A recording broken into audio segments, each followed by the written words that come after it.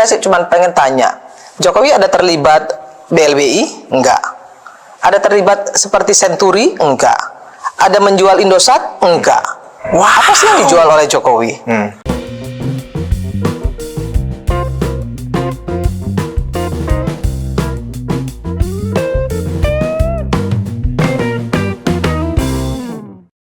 Assalamualaikum warahmatullahi wabarakatuh. Shalom, Om Swastiastu, Namo Buddhaya, salam sejahtera bagi kita semua.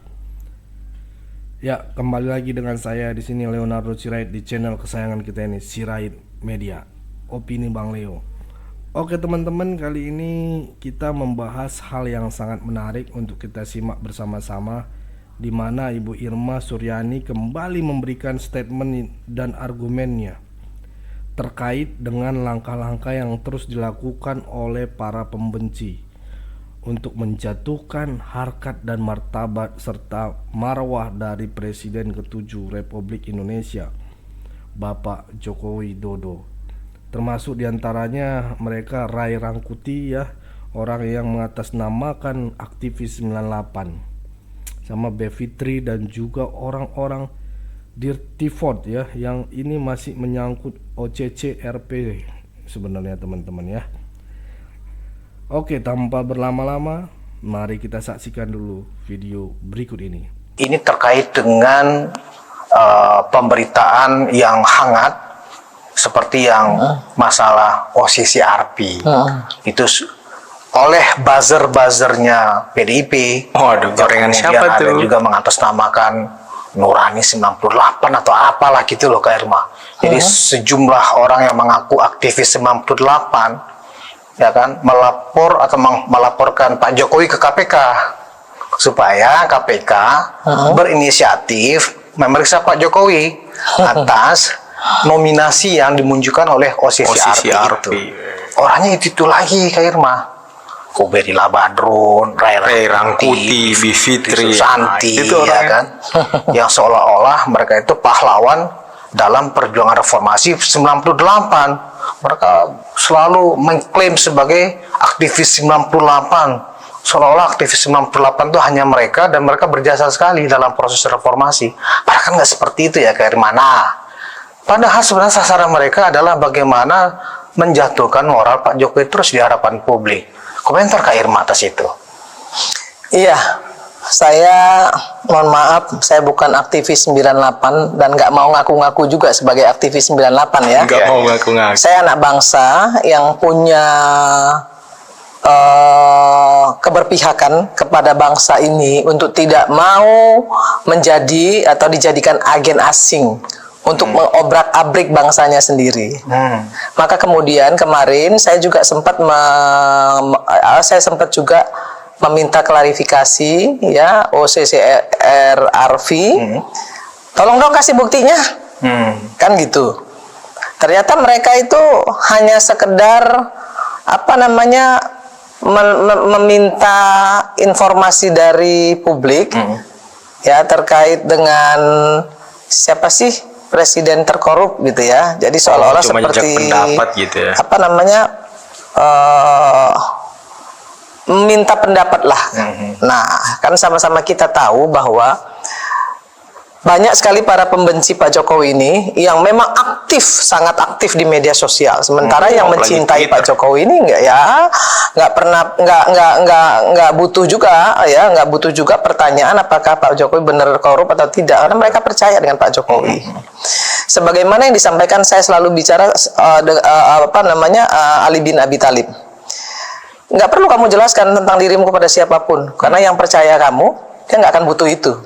Tapi orang yang tidak percaya dengan kamu, ya kan, dia nggak akan percaya juga dengan apapun yang akan kita sampaikan. Nah, jadi sebetulnya sudah benar apa yang dilakukan Pak Jokowi.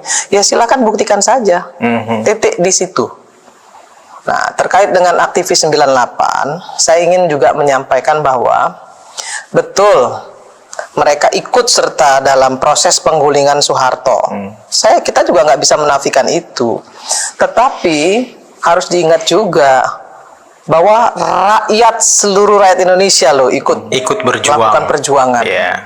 Bukan hanya mereka. Kalau mereka merupakan bagian dari rakyat yang saat itu turun, ya, kemudian juga mengambil posisi, saya kira itu sah-sah saja, gitu. Tapi nggak bisa juga kemudian ada yang mengklaim misalnya kalau tidak karena kami, itu kan kalau bukan karena kami, kalian nggak bisa seperti ini. Nggak bagus ya, nggak. Menurut saya itu tidak baik gitu ya, disampaikan ke publik gitu, karena itu juga mencederai rakyat Indonesia lainnya yang juga ikut berjuang pada hari itu gitu. Nah, itu kita juga harus nggak boleh menafikan itu juga. Tapi saya juga menghargai apa yang mereka lakukan gitu ya.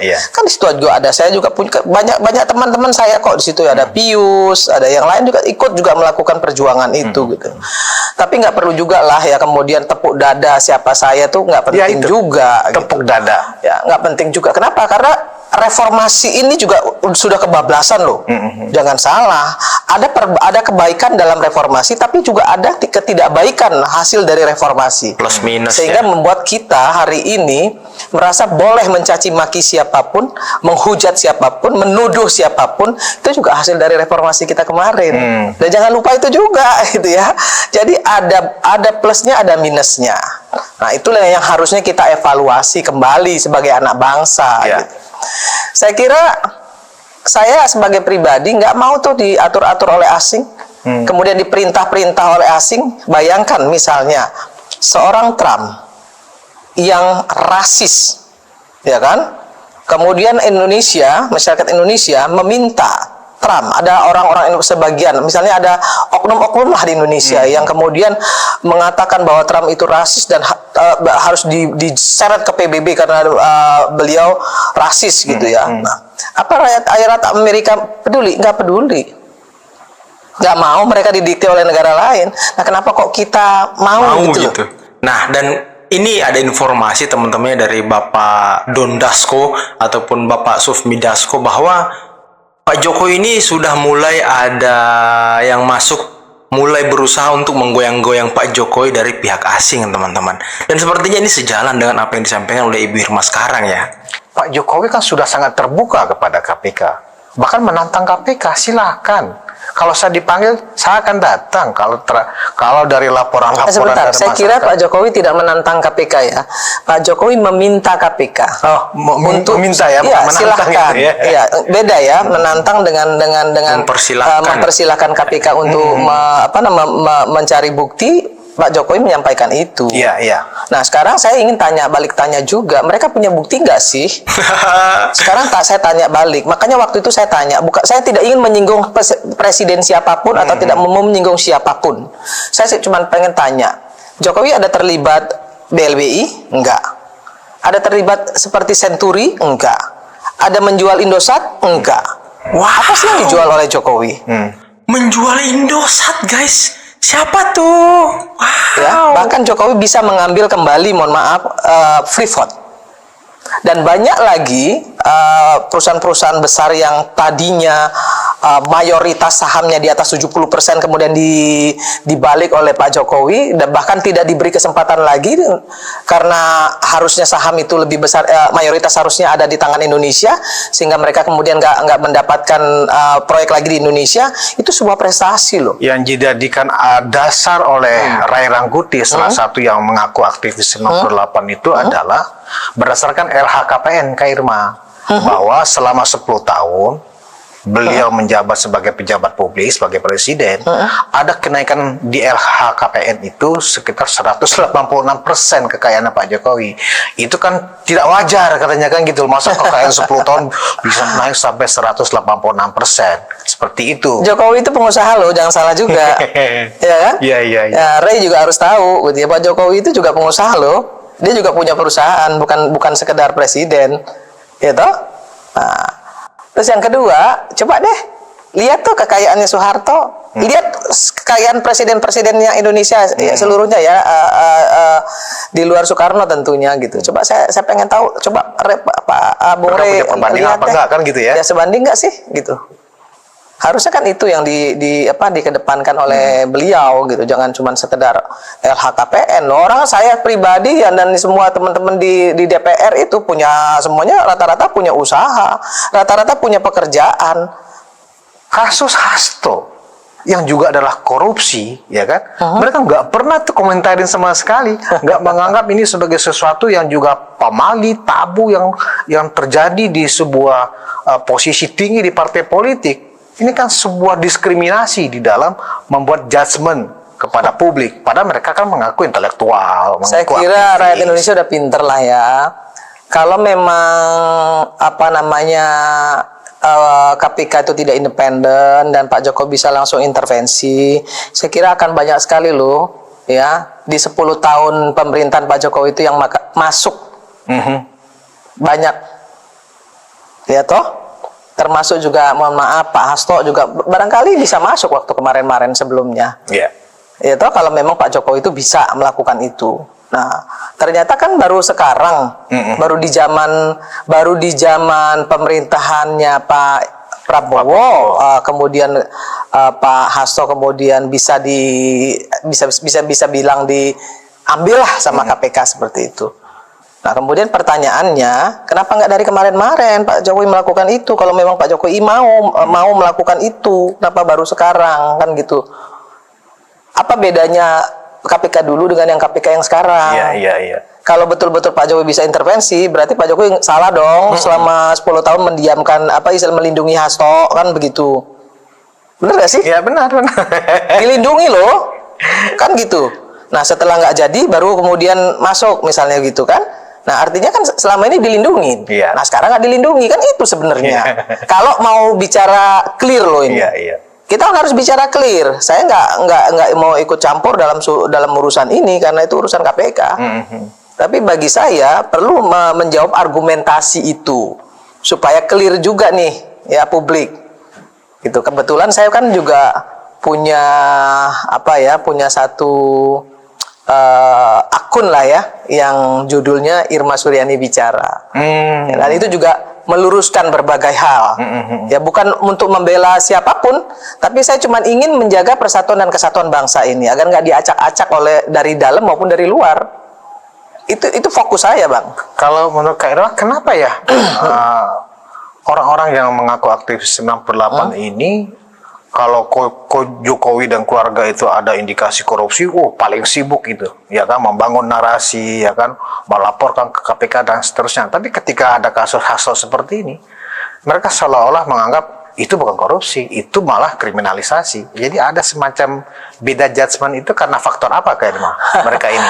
Ya, mohon maaf, saya sendiri nggak tahu ya sebenarnya ada maksud apa di balik semua ini. Saya nggak paham itu karena saya nggak mau ada anggapan seolah-olah saya paling tahu, sok tahu dan bagaimana dan apapun yang akan nanti juga akan mereka jawab ke saya.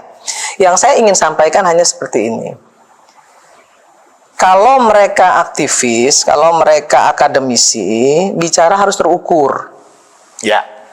Itu saja. Saya bukan aktivis 98, tapi saya ingin agar semua aktivis yang ada di Indonesia ini bicara tuh terukur. Gitu. Jangan ada keberpihakan. Kalau mau independensi, kalau mau dikatakan sebagai aktivis, dia harus independen. Tidak boleh berpihak. Contoh, misal nih ya, ada seseorang yang disebut sebagai, menyebut diri atau disebut sebagai pakar hukum tata negara misalnya. Menurut saya kalau dia baru dosen, ya belum pakar, ya jangan disebut pakar, sebut saja akademisi, ya kan, hukum tata negara misalnya, atau praktisi hukum. Kalau belum pantas disebut pakar, ya jangan disebut pakar gitu. Ini kan kadang-kadang terlalu banyak yang menyebut dirinya pakar gitu. Iya. Ya, terus siapa yang membuat dia diakui sebagai pakar gitu? Nah, ini juga memalukan menurut saya gitu. Ngaku-ngaku sendiri kayak belum cocok disebut pakar tapi udah mengatakan seolah-olah ini pakar hukum tata negara si A gitu ya. Padahal baru sekedar dosen gitu. Pakar itu harus punya keilmuan yang cukup seperti misalnya Prof Yusril. Ya, kemudian Bang Margarito itu bisa disebut pakar. Tapi kalau yang lain menurut saya, kalau saya pribadi ya nothing lah. Kalau saya pribadi loh ya. Menurut saya nothing aja. Padahal kan di era sosial media seperti sekarang, seorang pakar yang beneran mengatakan era saat ini adalah era matinya kepakaran justru ya. Dan saya ingin sampaikan juga kepada kita semua, ada satu hal yang menurut saya harus digarisbawahi. Iya. Ada seseorang yang mengatakan bahwa saya sudah lebih dari 25 tahun, 30 tahun ya menjadi aktivis. Tapi kalau dia tidak beranjak dari posisinya, tidak jadi apa-apa, nothing kayak gitu, terus prestasinya apa dong? Ya aktivis itu aja kali. Ya kalau cuma bisa ngomong doang gitu ya, tanpa membuat satu prestasi, tanpa bisa membuktikan bahwa dia mampu memberikan pikiran-pikirannya kepada republik ini, untuk membangun republik ini, bukan hanya sekedar nyinyir, bukan hanya sekedar mengkritisi, baru saya, mohon maaf, baru saya angkat topi gitu. Saya pribadi loh. Iya, iya.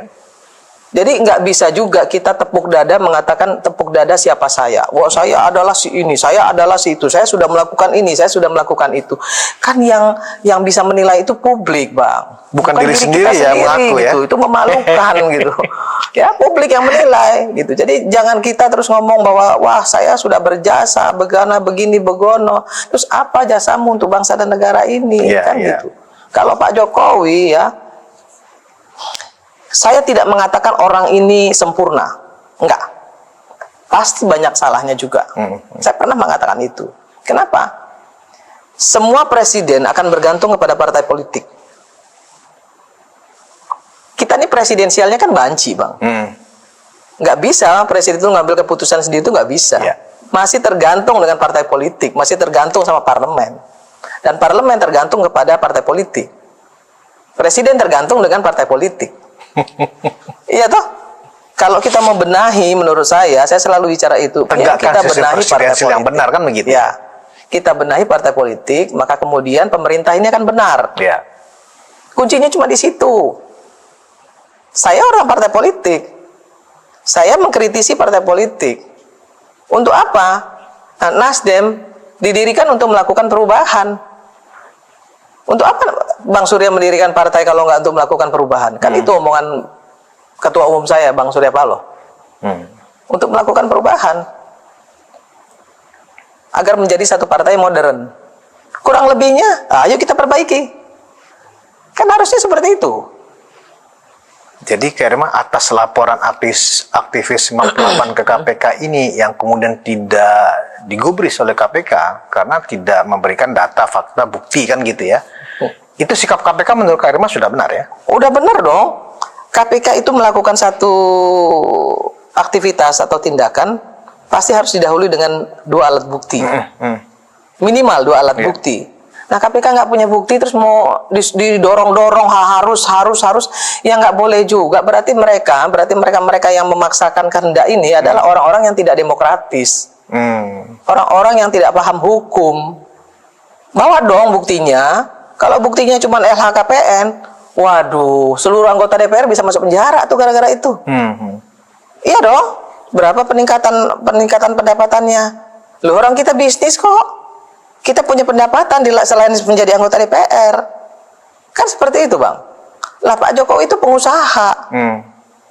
Pak Prabowo itu punya pengusaha. Berapa banyak tuh hartanya Pak Prabowo, gila aja. Nah, teman-teman, itulah tadi video yang sangat luar biasa penjelasannya ya, yang sangat elegan dari Ibu Irma Suryani terkait dengan langkah-langkah yang terus diambil oleh para pembenci untuk terus mengusahakan menjelekkan marwah Pak Jokowi, harkat dan martabat Pak Jokowi ya, untuk meruntuhkan di hadapan masyarakat. Tapi sayangnya kalau saya lihat teman-teman ya, semakin Pak Jokowi diperlakukan seperti itu, semakin Pak Jokowi difitnah ya, sepertinya rakyat semakin mencintai Pak Jokowi. Oke, cukup segitu dulu teman-teman. Berikan tanggapan teman-teman yang menonton video ini bagaimana. Boleh berikan pendapat kalian di kolom komentar. Pesan saya pokoknya tetap jaga persatuan Indonesia, jangan mau dipecah belah, jangan mau diadu domba, karena NKRI harga mati. Saya Leonardo Sirait, mohon undur diri. Bye bye.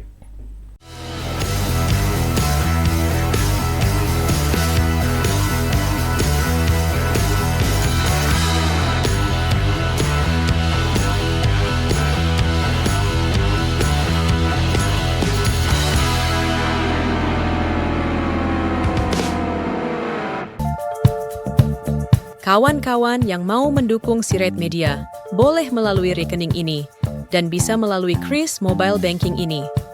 Dengan cara scan barcode Kris ini di mobile banking, kawan-kawan.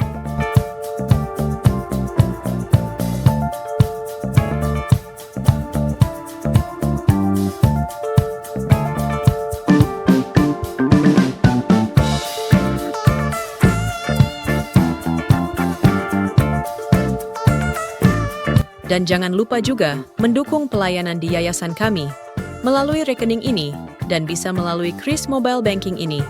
Dengan cara scan barcode Kris ini di mobile banking, kawan-kawan. Berapapun itu sangat berguna bagi pelayanan kami. Mari terus kita suarakan suara rakyat jelata dan terus berdampak bagi Indonesia. Terima kasih.